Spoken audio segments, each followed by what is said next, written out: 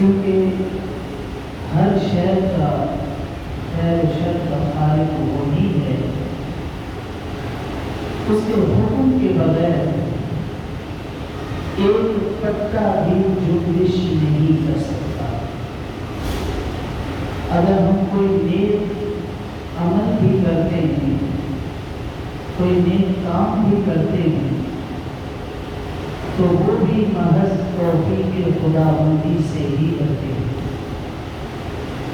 تیری طلب بھی، تیری توفیق کا صدقہ، تیری طلب بھی، تیری توفیق کا صدقہ قدم اٹھتے نہیں اٹھائے جاتے۔ تو ہم اپنے ہر معاملات کو اللہ کے سپرد کریں اور پھر اسی پر توکل اور بھروسہ کریں۔ بہت ساری ایسی چیزیں ہیں کہ جو ہم اپنے لیے اچھی سمجھتے ہیں لیکن وہ ہمارے لیے اچھی ہوتی نہیں، اور بہت ساری ایسی چیزیں ہیں کہ جو ہم اپنے لیے بری سمجھ رہے ہوتے ہیں لیکن وہ ہمارے حق میں بہتر ہوتی ہیں، اچھی ہوتی ہیں۔ اللہ تعالیٰ نے خود ارشاد فرمایا عَسَىٰ أَن تَكْرَهُوا شَيْئًا وَهُوَ خَيْرٌ لَكُمْ وَعَسَىٰ أَن تُحِبُّوا شَيْئًا وَهُوَ شَرٌّ لَكُمْ وَاللَّهُ يَعْلَمُ وَأَنتُمْ لَا تَعْلَمُونَ۔ فرمایا بہت ساری ایسی چیزیں ہیں کہ تم سمجھتے ہو کہ ہمارے لیے اچھی ہیں لیکن وہ تمہارے لیے اچھی نہیں ہوتی، اور بہت ساری چیزیں ہیں کہ تم سمجھتے ہو ہمارے لیے بری ہیں لیکن وہ تمہارے حق میں اچھی ہوتی ہے۔ وَاللَّهُ يَعْلَمُ وَأَنتُمْ لَا تَعْلَمُونَ۔ تم نہیں جانتے لیکن تمہارا رب جانتا۔ تو ہمیں اپنے معاملات اللہ کے سپرد کرنے چاہیے۔ کچھ چیزیں ہیں کہ جن کو کرنے کا ہمیں حکم دیا گیا ہے، ان کے ہم پابند ہیں، ان کو بجا لانا ہمارے اوپر لازم ہے، اور کچھ امور ایسے ہیں کہ جن کو کرنے سے ہمیں روکا گیا ہے، منع کیا گیا ہے، اور کچھ معاملات ایسے ہیں کہ جن کے کرنے یا نہ کرنے کا ہمیں اختیار دیا گیا ہے۔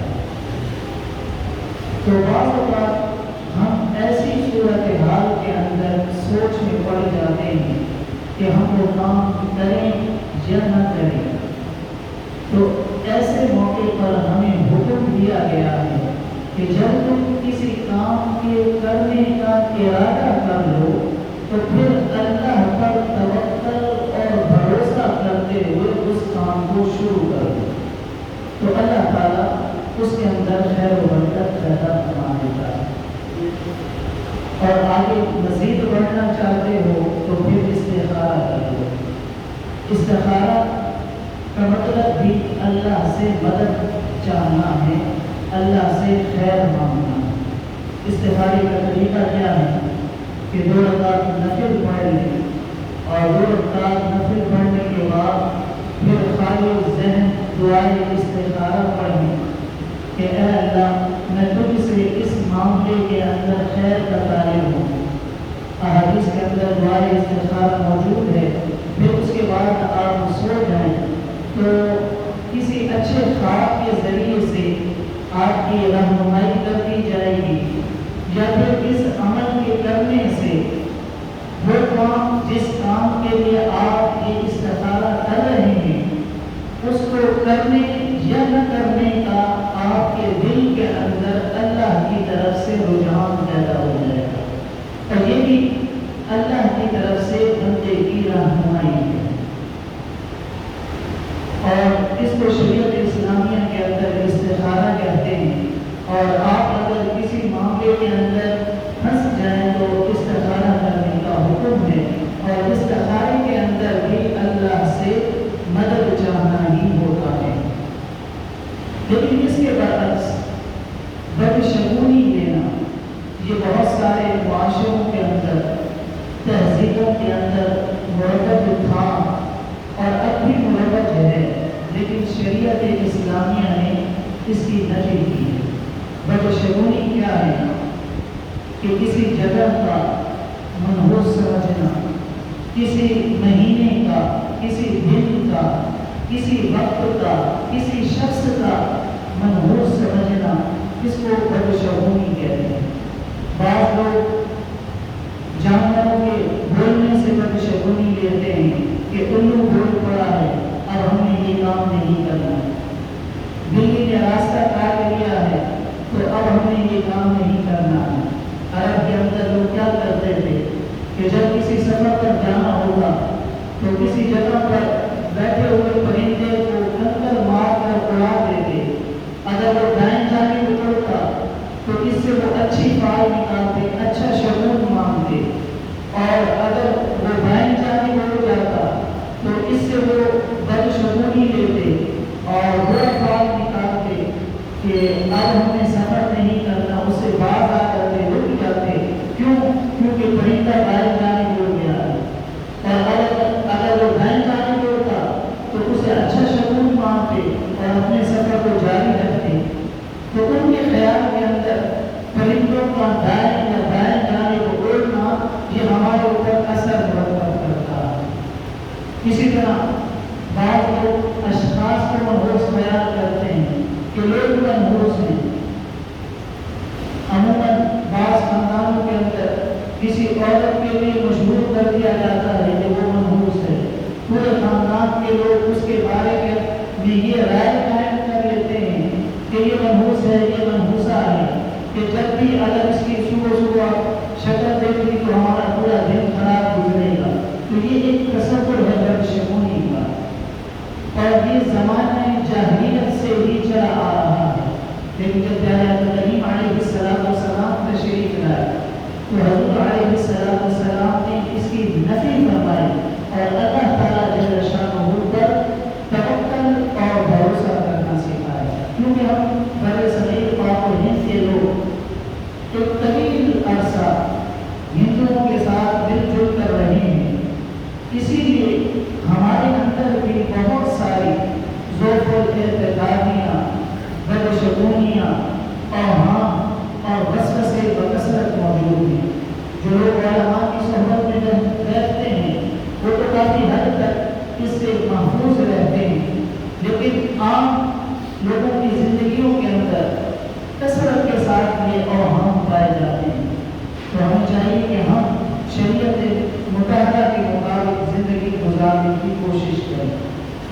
تو کسی شخص کو منحوس خیال کرنا یہ انتہائی برا عمل ہے، کسی سے بدگمان ہونا، کیونکہ شریعت اسلامیہ نے کسی کو منحوس خیال نہیں کیا، حتیٰ کہ گنہگار بھی کیوں نہ ہو۔ نہ کوئی وحی نازل ہوئی ہے اور نہ ہی کوئی ایسی علامات کسی منحوس کی بتائی گئی ہیں کہ اگر یہ علامات کسی شخص کے اندر پائی جائیں تو وہ شخص منحوس ہوتا ہے، اور ہم نے وہ علامات کسی کے اندر دیکھی تو ہم نے کہہ دیا کہ یہ منحوس ہے۔ ایسا کچھ بھی نہیں۔ تو پھر خواہ کسی مومن پر یا کسی مومنہ پر، چاہے وہ گناہگار ہی کیوں نہ ہو، اس پر یہ تہمت دھر دینا اور اس سے بدگمان ہونا اور اسے منحوس خیال کرنا یہ بہت اور انتہائی قبیح عمل ہے، اور اللہ اور اس کے رسول کو ناراض کرنے والا ہے۔ نہ ہی کوئی شخص منحوس ہوتا ہے، نہ ہی کوئی دن منحوس ہوتا ہے، نہ ہی کوئی مہینہ منحوس ہوتا ہے، اور نہ ہی کوئی وقت منحوس ہوتا ہے۔ یہ صرف اور صرف ہماری اپنی اختراعات باطل ہیں۔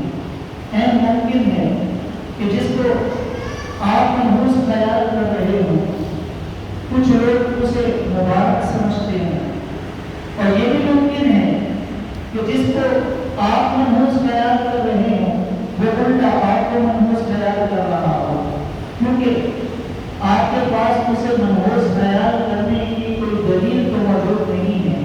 اگر آپ کہیں کہ میں نے صبح صبح اس کا چہرہ دیکھا تھا تو میرا آج کام خراب ہو گیا، آگے سے وہ بھی کہے کہ میاں ایسے تو میرے ساتھ بھی ہوا تھا، تو پھر کیا ہم یہ طے کر لیں گے کہ وہ بھی منحوس ہے اور آپ بھی منحوس ہیں؟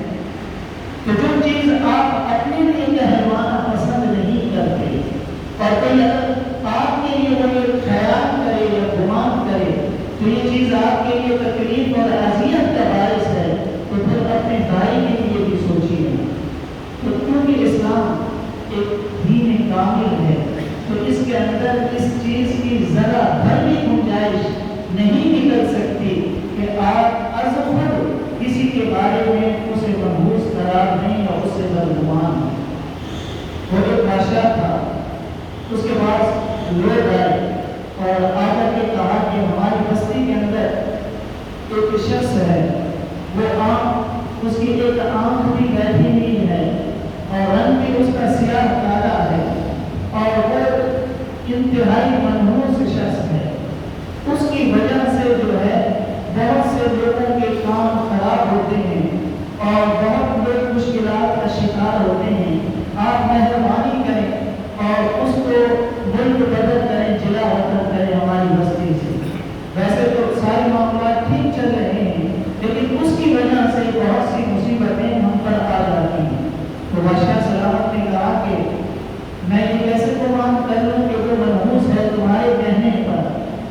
تو انہوں نے کہا کہ بادشاہ سلامت آپ خود ہی تجربہ کر لیجیے، اگر وہ کسی کو صبح صبح مل جائے، کوئی شخص اسے دیکھ لے، پھر وہ کوئی نہ کوئی مصیبت کے اندر ضرور آن پڑتا ہے۔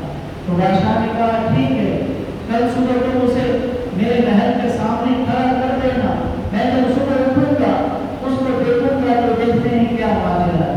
انہوں نے کہا ٹھیک ہے۔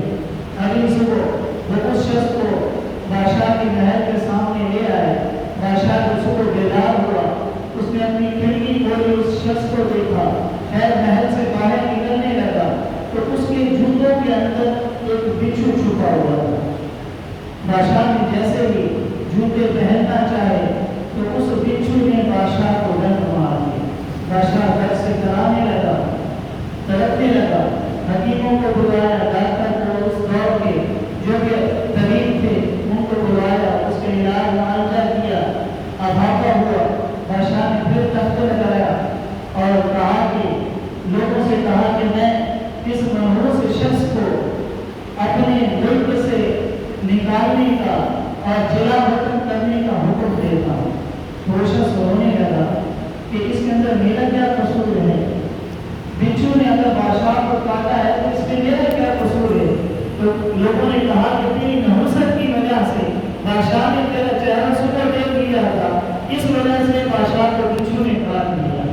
تو وہ شخص انتہائی روئے جا رہا ہے، تو ایک وزیر کو اس شخص پر ترس آ گیا اور وہ وزیر ساری حقیقت حال سے شناسا تھا۔